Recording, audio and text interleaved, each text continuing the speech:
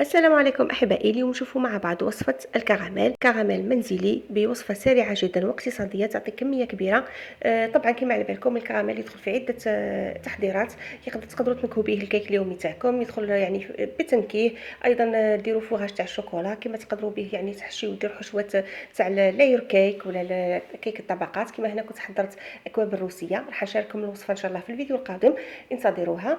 وكما قلت لكم المقادير تاعو يعني بسيطه جدا. عندنا كاس من السكر الخشن 240 غرام، عندنا ملعقه كبيره من الزبده ولا لا مارغرين، علبه تاع كريم دانيت كراميل، وعندنا قرصه تاع ملح، يعني على راس المغرف ملح يكون من الاحسن ملح خشن. لما توفرش عندكم الملح خشن لا باس، نجيبوا مقلاة ولا كاسرونه ثقيله، ولا نبداو نسخنوا في السكر هذاك، نحطوا على الاول النار، يعني نار قويه شويه حتى السكر يعني من تحت يذوب على شكل يعني شفاف.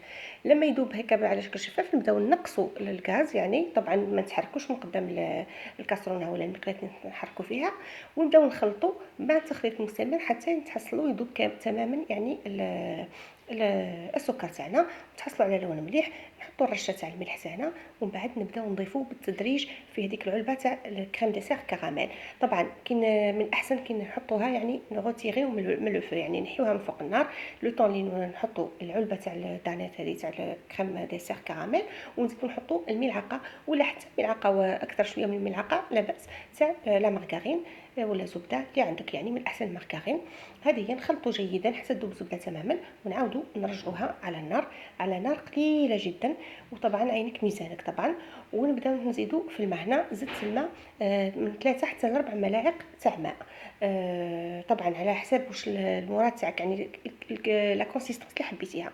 لا حبيتيها تكون جاريه شويه زيدي 4 ولا اكثر شويه من 4. لا حبيتيها تكون يعني الحشوه الشوكولا وكل شيء تكون يعني تتعلق كيما الكابريس، ديري 3 فقط ولا 2 ملاعق فقط من الماء. ايضا تقدر تستغنى على الماء تماما وديري 2 علب تاع كريم ديسير.